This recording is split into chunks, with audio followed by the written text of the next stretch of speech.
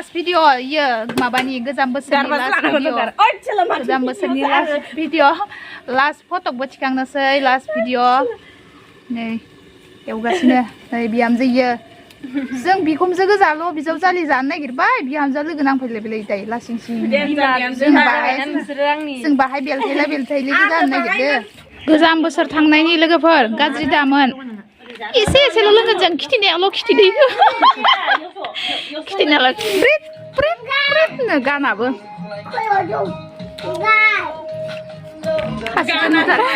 खासेखौ नुथाराखै हारसिं राव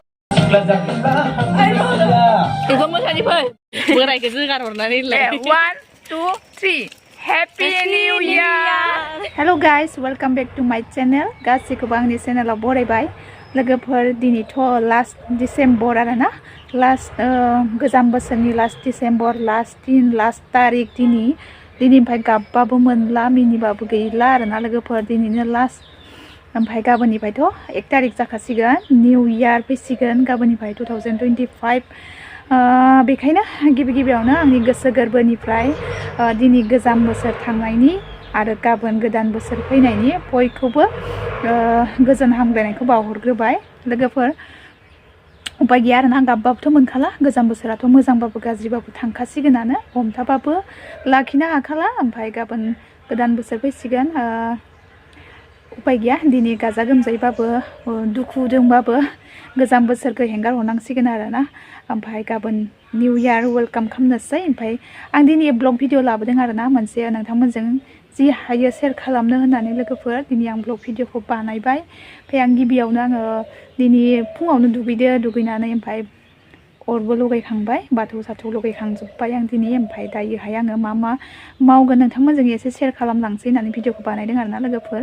लास्ट बोसोरनि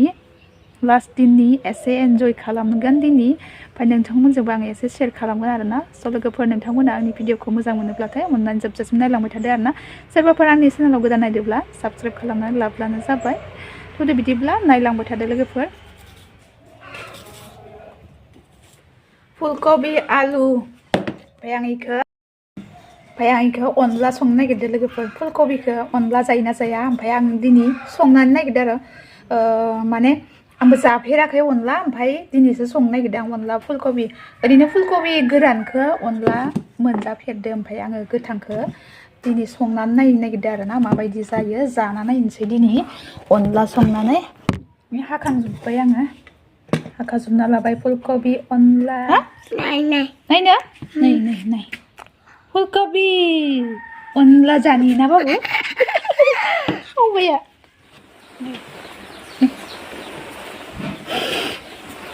नै आंना अनलाया फुलकबि अनलाया थुङा नुलाय लाङाखै नै डिसेम्बर लास्ट 2024 नि लास्ट दिन लास्ट तारिख डिसेम्बरनि दिनै ओमफ्राय जोङो मा होनो लास्टनि पार्टि फिसा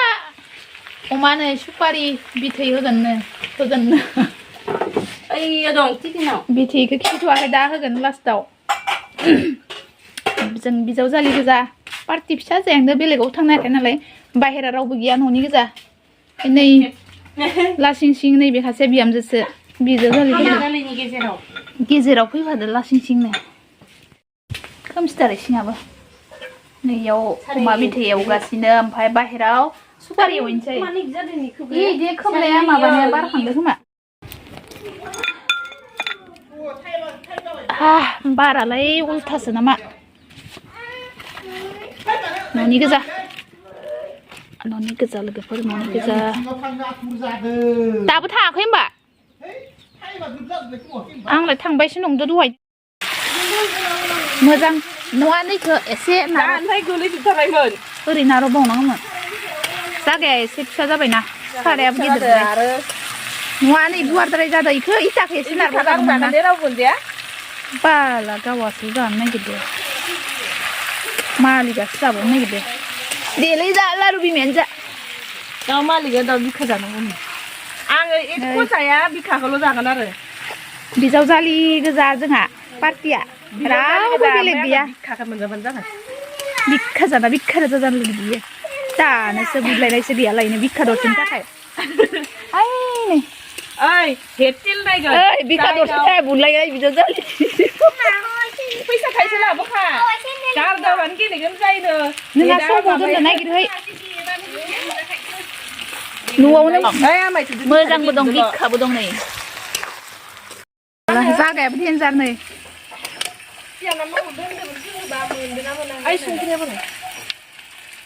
लास्ट भिडिअ इयो माबानि गोजाम बोसोरनि लास्ट भिडिअ लास्ट फटकबो थिखांनोसै लास्ट भिडिअ नै एवगासिनो नै बिहामजो इयो जों बिखुमजो गोजाल' बिजावजालि जानो नागिरबाय बिहामजो लोगो नांफैलायबाय दायो लासिं सिं जों बाहाय बेलथायलि जानो नागिरदों आं दा नोंसोरखौ सामलायनो नाङा नोंसोर लोंना समायथारा बिहामजोफोरा दा बेलथायना थाबा बिहामजो लासिं सिं बिहामजोआसो मावलाय बिहामजोआसो बेलथाय गारबा दा दिगदार दं बिहामजो रानि जानो दोनदों नोंसोरखौ सामलायनो फैदो दे आङो टेनसन लानाङा बेसे हायो लोंजा मोनथारसिगोन एकदम मोनथारसिगोन नै मोनहां जाबाय नै नोरसिंसो मोनथारसिगोन मोनांगोन ना आबाव नांगौ गैया जायो जोंना मात्र लोंग्राखौल' नांसिगौ दायो नेट हाथारला होनलाय साखि नायबायानो बिहामजोआसो सिगां दे संख्रिफोरा नांबाय नाङाखै हे लोंग्रायाबो दाबो मोनथोआ दाम गोसानिसो लोंबावो आं दोनो खम दामियाबो गैबावलाया देन्जारसो गथ'फोरनो ओंखाम होग्रोबाय ओमफ्राय दायो बिमाया साइड दानसिगोन दे जा जोंहानि अनलाया दाम जाबाय नै जोंहा बसा दामगासिनो हारसिंनो बोरो जोंनालाय लेमानो फैयो इयो नै लोगोफोर जोङो एसे सुरु खालामसै आरोना नै ओइखौ खोन्थानाङा आयौ मायो बाबु मायो बेदरानो गैथ'वा जाम्बा बेदरा लाबोदो र' लायनि लाबो बेदरानो दाबो मोनफैयाखै मोनसेलाय बेदरनो नै साराया खेवजोबाहाय माबायाबा इयो हांगार नांगौ लगाय नालाय बेखौ लगायलाया गोजाम बोसोर थांनायनि लोगोफोर गाज्रि दामोन एसेल' लोंगोन जों खिथिनायावल' खिथिदैखौ खिथिदो होनलाय एसेल' लोंजोबगोन बावसोनो नै गैलानो होनलाय एसे खालायहरसे खामोसे लोंनो साब मोनाखै लोंथाबदोसो आं सुपारि अनल'दो नै आंनाथ' माबाखो आमाय थुकु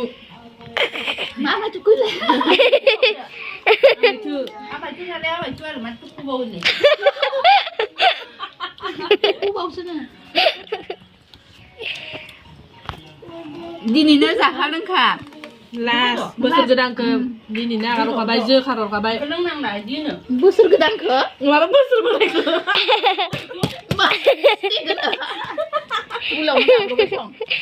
बोसोर बोरायखौ जोखारहरखाबाय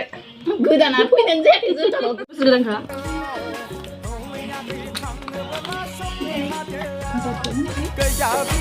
बोसोर गोदान ओइ थाम्फैफोरासो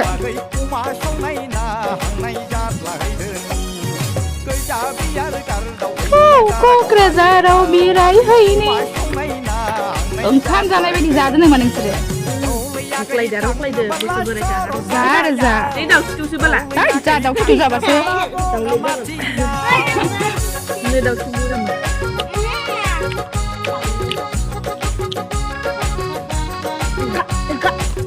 सासेल' फिसा जोनायल' जाल' ले बाबु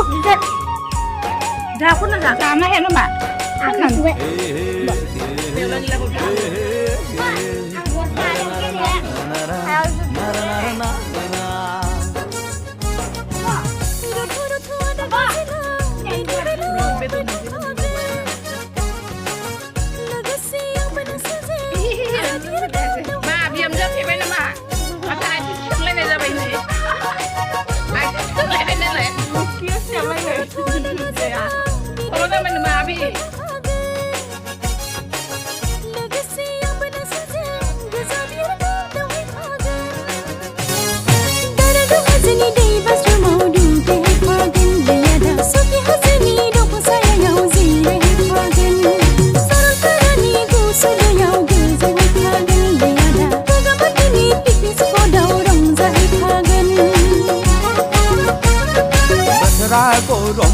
गई ओजारी शोहो मौसम गर्मी लैया गई ओजारी शोहो दारागो हादनी दै बाथरुमाव दुगै हैदोनि लैआग सखि हादोनि बसायाव जिराय हैदोनि सरलपारानि गुसु दैयाव गोजोम हैदोनि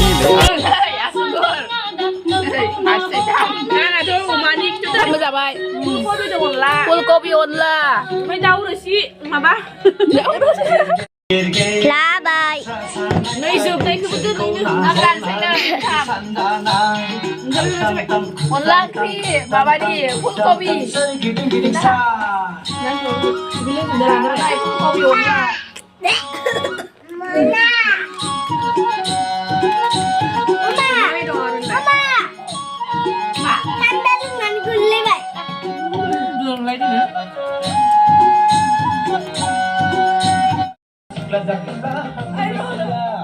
नै लोगोफोर जाखांनानै ओंखारबोलायबाय लामाथिं गाइखेर लायनो गोदान बोसोराथ' हादानाव गाइखेर लांफैनो ओमफ्राय गोदान बोसोराथ' गाबोन जाखासिगोन नालाय ओंखायनो दिनैनो वेलकाम खालामखानोसै गोदान बोसोरनि दे बयबो खेबसे गोसो गोरबोजों बयखौबो गोजोन हामलायनाय बावहरनानै बोरायखौ जोगार हरनानै 1 2 3 happy new year happy new year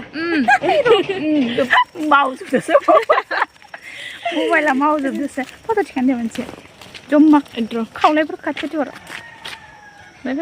लोगोफोर आंनि दिनैनि भिडिअआ बेखिनियानोमोन थेंक इउ सो माच हेपि निउ इयार 2025